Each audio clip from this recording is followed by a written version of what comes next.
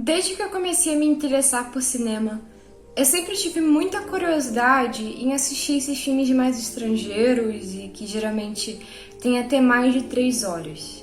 E aí, nessa pesquisa toda em torno de cinema, muito tempo atrás mesmo, eu conheci esse filme, o Satan Tango, que é um filme que já é bem controverso e muito comentado por aí, não só pela duração dele, mas também por causa de algumas curiosidades em torno da produção desse filme.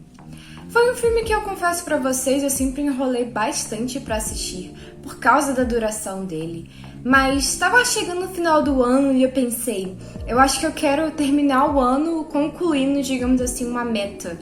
Alguma coisa grandiosa, pessoal minha. Então, como eu sou muito fã de cinema e esse foi um ano que eu dediquei bastante a assistir muita coisa estrangeira, eu decidi assistir esse filme. E hoje eu vou estar comentando um pouco com vocês sobre o que eu achei do filme. Eu vou ser bem sincera sobre tudo que eu realmente penso a respeito desse filme. Provavelmente esse vai ser um dos vídeos que eu vou ser mais sincerona em torno de um filme, já que eu assisti um filme com mais de 7 horas, então eu acho que eu posso fazer isso. Mas eu também vou falar sobre muitas qualidades que esse filme possui. Então, vamos lá. O filme ele é de 1994 e ele é dirigido pelo Béla Tarr, que eu não sei se eu pronunciei o nome certo. Ele é húngaro e eu tenho um pouco de dificuldade em pronunciar nomes desses países, sabe? São nomes bem complicados. Mas enfim, eu vou deixar escrito caso você tenha curiosidade de pesquisar. Esse diretor, ele já é conhecido por um estilo chamado slow cinema, que é um estilo de filme basicamente bem lento, sabe? São filmes que geralmente vão ter mais de 3 horas de duração. Eles nem sempre vão ser lineares, então são filmes que vão requerer que você tenha bastante atenção quando você for assistir. Atenção, acho que até no sentido de conseguir mesmo ficar parado assistindo o filme, porque são filmes longos, filmes que às vezes não têm grandes acontecimentos. É como se você estivesse realmente assistindo fragmentos das vidas das pessoas. E esse filme, ele é baseado num livro que também é húngaro, e ele é de 1985. Eu nunca li esse livro e eu acho bem difícil que eu leia, mas pelo que eu pesquisei por cima sobre esse livro e o filme, eu vi muitas pessoas falando que o filme é uma ótima adaptação, mas que o livro ainda tem alguns elementos que são mais pesados do que os elementos que tem no filme, que por si só tem algumas cenas bem pesadas. E como eu destaquei no título do vídeo, esse filme é bastante controverso. E ele não é controverso por causa do motivo que talvez você pense, por ele, por exemplo, ter mais de 7 horas de duração. Não é só por isso. Esse é um dos fatores, mas não é o único. Então, antes de falar sobre a história mesmo desse filme, eu acho que é bem mais interessante colocar numa balança pontos interessantes e pontos que vão para o lado mais repulsivo ou controverso. Então, fica aí a seu critério se você acha que vale a pena assistir esse filme ou se você acha que não vale a pena assistir. Eu vou destacar esses pontos e você decide por você mesmo. Então, vamos lá. Primeiramente, o filme ele é controverso por várias razões. A duração dele não é necessariamente o que faz dele um filme mais controverso. E sim, vários contextos que tem ali na produção, no país, no período histórico também que esse filme saiu. O filme ele vai abordar algumas questões políticas, que eu confesso pra vocês que eu não compreendo, porque eu não conheço tanto a história do país em que foi escrito o livro e publicado esse filme. Então, é uma coisa que eu não posso opinar muito a respeito, mas pelo que eu andei lendo, esse também foi um dos motivos para o filme ser controverso. Talvez parecido um pouco com o que Salah fez, sabe? É um filme que tem alguns elementos que às vezes são considerados chocantes, mas ao mesmo tempo existe ali uma crítica em torno de algum regime ou uma fase de transição mesmo política. E a maior controvérsia que existe em torno desse filme, que é a mais comentada e que existe muita dúvida, inclusive eu tive que dedicar um bom tempo para poder pesquisar sobre isso em mais de um idioma, para ter certeza de que eu estava tendo as informações corretas e que batiam, é a tal da polêmica do gato. Pra quem não sabe, inclusive, é um gatilho, se você, assim como eu, gostar muito de gatos e de animais em geral. Mas o filme tem uma controvérsia bem repulsiva, inclusive. Eu vou destacar pra vocês isso. Por mais que eu ache que esse filme tem um valor artístico, eu não vou fingir que não existem coisas repulsivas na produção dele. Porque existem, e eu acho que a gente deve apontar e criticar essas coisas. Não importa se é um filme que tem um valor artístico, se tem algo tão errado também na produção, a gente não pode fingir que isso não aconteceu, não é mesmo? Então, o que acontece, pessoal, é que tem uma parte do filme em que tem algumas cenas em que um gato ele foi exposto a alguns tipos de maus tratos. Vale destacar que o gato não morreu, ele não apanhou, coisa do tipo, mas ele passou por um estresse ali, o que eu acho desagradável de colocar animais pra passar por isso, tá? Independente de ser gato ou o que for.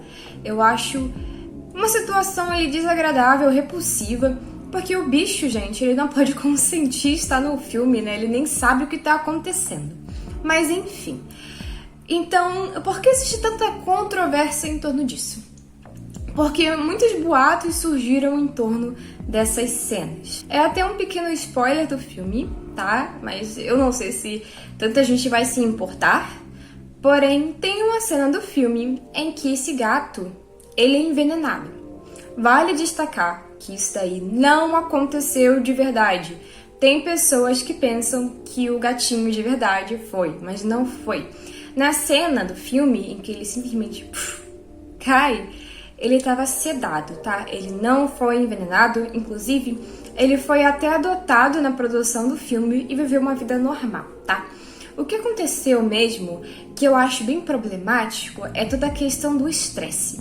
Porque nesse capítulo do filme, ele fica ali nas mãos de uma atriz, que é uma criança, e ela reproduz muito do que ela passa em casa, sabe, com os pais dela, com aquele gato. Ou seja, estressa o bicho fica desconfortável, é uma situação bem desagradável. E eu acho que a gente não tem que fingir que isso não aconteceu, porque é um ponto bem complicado e repulsivo, sinceramente, da produção do filme.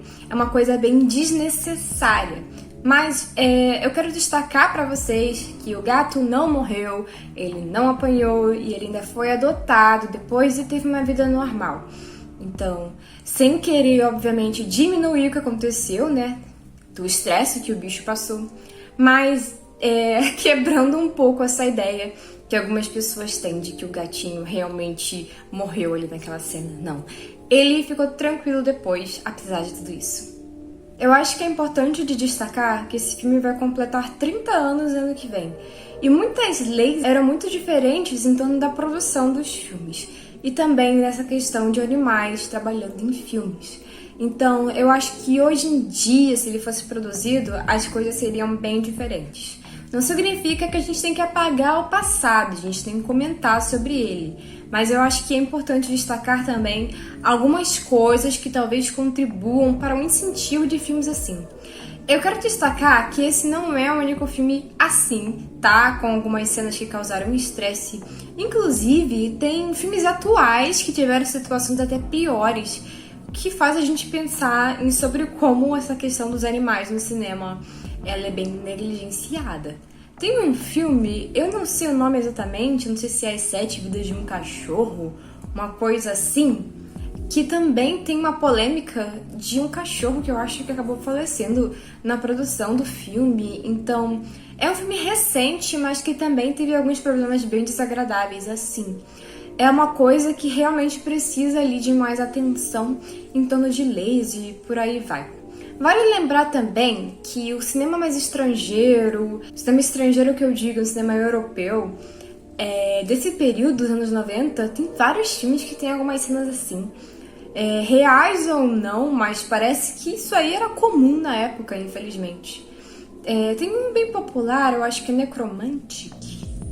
Acho que é Necromantic. Que eu assisti recentemente e tem um monte, cara, de cenas assim, que nem sempre fazem tanto sentido, mas estão lá e eu fiquei pensando, será mesmo que a gente precisava ver tudo isso envolvendo animais? Eu sei que é um filme que por si só já é chocante e grotesco, mas é um outro tipo de chocante e grotesco, sabe? Eu fiquei pensando nisso. Mas enfim, eu não quero mais falar sobre isso, porque já foi algo que eu me estressei bastante pesquisando a respeito.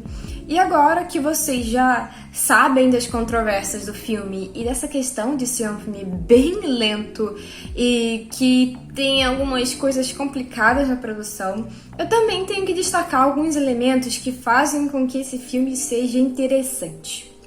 Quando a gente fala de cinema mais lento, a gente sabe que esse tipo de filme não é para todo mundo. E eu não falo isso num sentido intelectual da coisa, de que você precisa ser um super intelectual para poder assistir esse filme. Eu não acho isso, até porque eu mesma não sou e assisti. Eu acho até que algumas pessoas que tenham passado por situações similares às dos personagens do filme podem se identificar com ele. E nem todo mundo que passou por coisas assim precisa ser um intelectual de cinema, né? Eu acho que é até questão de identificação mesmo com os personagens, com a história do filme. Então, por que é um filme que não é para todos os públicos e que não é para todo mundo? E não é só uma questão intelectual. É porque esse tipo de filme, ele requer muita atenção e nem todo mundo vai conseguir ficar ali 7 horas assistindo. Inclusive, eu até recomendo que você faça pelo menos uma longa pausa, sabe? Assista, por exemplo, metade. Porque é cansativo pra você que vai ficar sentado assistindo esse filme e pros seus olhos e até pra sua mente. Então eu acho que o ideal seria fazer pelo menos uma pausa. Mas tem gente que é doido o suficiente que assiste o filme de uma vez só. Eu fiz uma longa pausa assistindo, eu assisti acho que umas 2 ou 3 horas de uma noite. E aí na manhã seguinte eu assisti tudo de uma vez durante a manhã. E sinceramente, por mais que seja um filme com mais de 7 horas, eu não senti muito isso assistindo, não. Pra mim, em alguns pontos parecia, sei lá, um filme de 3 horas, por exemplo. Os pontos que eu acho que mais se destacam desse filme é a trilha sonora, que eu até adoraria colocar pra vocês escutarem, mas eu não posso por direitos autorais. E também os visuais do filme, que são lindíssimos. É uma coisa que, assim, te chama a atenção de verdade, porque eles são muito bonitos. É um filme muito bonito visualmente. Muito mesmo, tem cenas muito bonitas. Assim, ver a rotina dos personagens é algo tão simples, mas que parece que funciona. E conseguem captar as imagens de uma forma que tudo fica muito bonito mesmo, sabe? É como se você estivesse lá, mas ao mesmo tempo fosse algo muito distante. Eu não sei explicar direito. É um filme muito bonito, isso é o que mais se destaca. Eu falei muito bonito 1 zilhão de vezes, porque eu realmente achei isso do filme. Isso se destaca muito. É o que mais se destaca, acredito eu, junto com a trilha sonora. Tendo isso em mente, que o filme tem várias qualidades e também vários defeitos, você vai colocar aí na sua balança e vai pensar se vale ou não vale a pena assistir esse filme com mais de 7 horas de duração. Eu acho que esse filme tem mais ou menos umas 7 horas e 20, por aí, não tenho certeza agora, mas é nessa faixa, tá? Mas se você for uma pessoa que gosta desse tipo de cinema mais lento, sabe? Talvez você realmente goste e se interesse por esse filme. Eu confesso pra vocês que eu ainda sou bem nova nesse sentido de ver filmes assim, mais lentos e extremamente longos. Mas eu gostei. Surpreendentemente, eu gostei do filme. Não achei ele um filme tão chato, não. E tendo isso em mente, eu acho que eu posso finalmente falar mais sobre a história aí do filme. O plot, digamos assim. O filme vai se passar numa pequena vila que tem mais ou menos, eu acho que são uns 2 casais, um adolescentezinho, uma criança. Tem pouquíssima gente ali, eu acho que menos de 10 pessoas. E eles trabalhavam, acho que era numa fábrica, numa granja, uma coisa assim. Só que como acabou ali o regime comunista que estava rolando naquele lugar, essas pessoas meio que ficaram desestruturadas. Elas não têm mais aquela fábrica onde eles trabalhavam. E eles não sabem muito para onde ir, em quem confiar. Então, os moradores eles estão ali naquela confusão, naquela desconfiança, sem saber o que vai acontecer da vida deles. Então, todo mundo que tem dinheiro está tentando esconder isso, as pessoas estão planejando várias coisas, tem pessoas que estão com medo de serem presas por conta de questões políticas e por aí vai. Então essas pessoas, elas têm uma vida que, resumidamente, é uma vida quase que bem miserável. Eles vivem num lugar que só chove o tempo todo, que tem um monte de lama, não tem praticamente saneamento básico nenhum, eles não têm muito dinheiro e eles estão numa época de transição política, o que é bem complicado, já que tudo ainda está sendo adaptado ali para outro tipo de governo. Então imagina, tudo que eles conheciam da vida deles está mudando e deixando de existir. E é por isso que está sendo tão complicado ter algum tipo de confiança em alguma coisa ou em alguém. É uma época bem complicada e as pessoas estão ali basicamente existindo e pensando no que eles vão fazer com tudo isso. Tem um personagem que é muito interessante, eu acho que é Eremias, o nome dele? Eu acho que é Eremias, tá? Os nomes são bem complicados, tem gente que se chama Orvos. São alguns nomes complicados. Mas enfim, esse é um personagem que todo mundo acreditava estar morto, só que de repente ele volta à vila e por todo o mistério em torno dele, ele vira quase que uma figura religiosa ali para os moradores da vila, que não sabem se devem confiar nele ou não. De uma pessoa comum que vivia naquela vila, ele volta com uma energia estranha, digamos assim. Quase como uma figura de liderança mesmo. E aí vai ter gente que vai confiar nele e tem gente que não. Mas como tá todo mundo desesperado, eles só vão seguindo os planos que surgem ali mesmo. Nisso a gente vai observar várias coisas que vão acontecendo nesse pequeno vilarejo, né? Esse personagem, o Eremias, ele nada mais é do que uma pessoa que está trabalhando junto com a polícia para poder convencer e arrancar esses moradores daquela cidade. Vale lembrar que até isso acontecer vão ser, eu acho que mais 5 horas de filme. Então, vocês vão acompanhar bastante da rotina desses moradores e das distrações que eles fazem nesse meio tempo. Você vê o título desse filme e talvez pergunte: aonde que entra o tango em tudo isso? Então, o tango nada mais é do que uma distração até para os moradores. Eles passam a maior parte do tempo no bar e ficam lá, agindo feito animais, e como se não existisse um mundo fora de tudo aquilo. Ali, gente, tem tanta gente que fala mal de todo mundo o tempo todo. Quando um sai, o outro já tá falando do outro. Os moradores ali, eles estão reunidos, mas ao mesmo tempo não estão. É uma história bem complicada, mas ao mesmo tempo ela tem alguns elementos que fazem com que ela não seja tão complicada de entender. É aquela típica briga de vizinho mesmo. E eles estão tão preocupados com essa questão do dinheiro e também querendo distrair a cabeça deles lá no bar, que eles simplesmente ignoram muitas coisas ao redor deles. E é aí que entra, na minha opinião, o melhor capítulo do filme. Esse filme tem 12 capítulos que vão seguir um estilo de dança de tango. Por exemplo, tem parte do filme que volta ao passado e tem partes que vão pra frente, como se fosse mesmo um estilo de dança, entende? Ele não vai ser aquele filme cronológico justamente por esse estilo de capítulo, mas eu particularmente acho que não é complicado de entender a história e até que funciona bem. Mas, voltando a falar sobre o capítulo que eu destaquei pra vocês, que eu não lembro o nome agora, e eu vou ser totalmente sincera pra vocês, eu realmente não lembro, tá? Que é o capítulo da menina e o gato, o capítulo polêmico do filme. E por que que eu acho ele o melhor capítulo do filme? Porque a gente tem uma visão muito distante de tudo que tá acontecendo, a visão ali da menina, que às vezes tem esperança e a esperança dela também acaba muito rápido.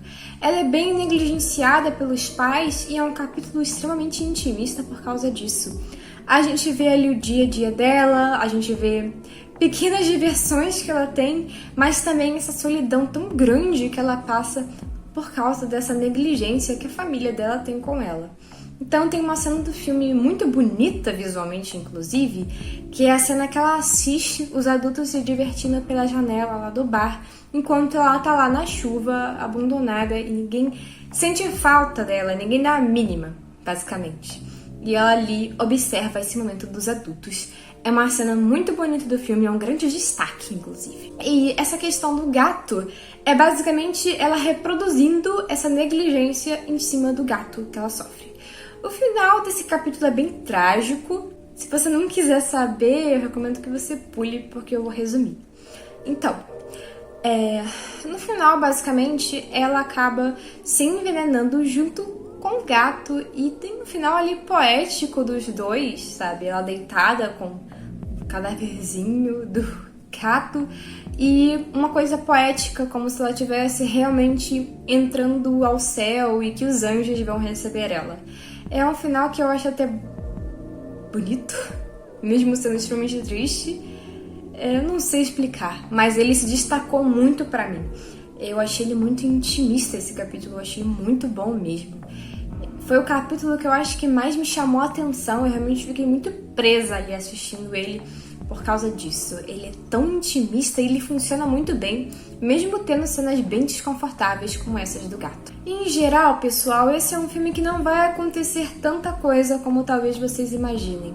Mesmo sendo um filme de 7 horas, é um filme bem lento e que vai mostrar muito mais a rotina das pessoas do que um grande acontecimento. Então tenha isso em mente caso você queira assistir esse filme. Eu confesso pra vocês que justamente por causa disso, eu não vou continuar contando a história do filme, até porque eu já contei os pontos que eu considero assim como mais interessantes, na minha visão. Então, se você ficou curioso e quiser saber mais do que vai acontecer na história, eu recomendo que vocês assistam o filme ou vocês vão lá na página da Wikipédia do filme e leiam lá, porque tem resumo de todos os capítulos, acredito eu. Então, fica a dica pra quem quiser saber mais da história com mais detalhes e saber o nome dos personagens que são complicados. Mas enfim, para poder terminar esse vídeo de uma forma que ajude a vida de vocês, eu recomendo que, se você for uma pessoa que tenha dificuldade de prender a atenção, mas ainda assim tenha vontade de ver esse filme, assista no formato de série. Tem até algumas pessoas que já até ajudaram a separar, assim, sabe, minutagens para isso. Então é um formato bem legal para quem tem essa dificuldade, mas tem vontade de assistir esse filme. Tem várias formas de assistir, né? Como eu disse, tem gente doida o suficiente para assistir de uma vez só. E eu assisti dando uma longa pausa, eu acho que funciona muito bem pra mim, mas eu sei que nem todo mundo vai conseguir fazer isso. Talvez o formato de série funcione melhor.